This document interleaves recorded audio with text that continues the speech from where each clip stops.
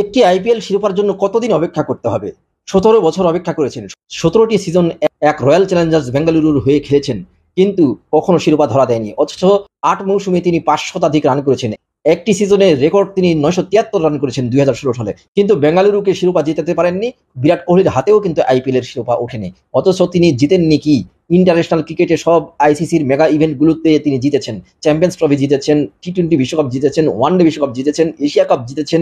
বড়, বড় যেসব মেগা ইভেন্ট রয়েছে ক্রিকেটের সবগুলোই তার জেতা হয়ে গেছে। তাহলে আইপিএল কেন তার হাতে ধরা দিচ্ছে না? তারকাবাহুল একটি দল রয়্যাল চ্যালেঞ্জার্স বেঙ্গালুরু সবসময় গড়েছে এবং সবচেয়ে শক্তিশালী দল কিন্তু সবসময় গড়েছে। তারপরেও শিরোপাটা যেন অধরাই থেকে গেছে বারবার।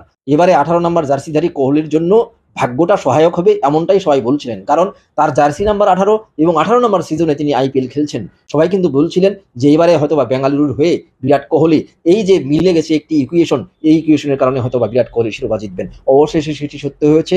১৮ বছরের আক্ষেপ ভুলেছেন বিরাট কোহলি। তখন ফাইনালে পাঞ্জাব কিংসের বিপক্ষে ৬ রানে জিতে বেঙ্গালুরুর শিরোপা নিশ্চিত করেছে। তখন কিন্তু তিনি আবেগে মাঠে বসে পড়েছেন এবং মুখ ঢেকে দীর্ঘক্ষণ কিন্তু বসেছিলেন। এই আবেগটা বিরাট কোহলির মতো একজন সুপারস্টারের কাছ থেকে দেখাটাই কিন্তু স্বাভাবিক।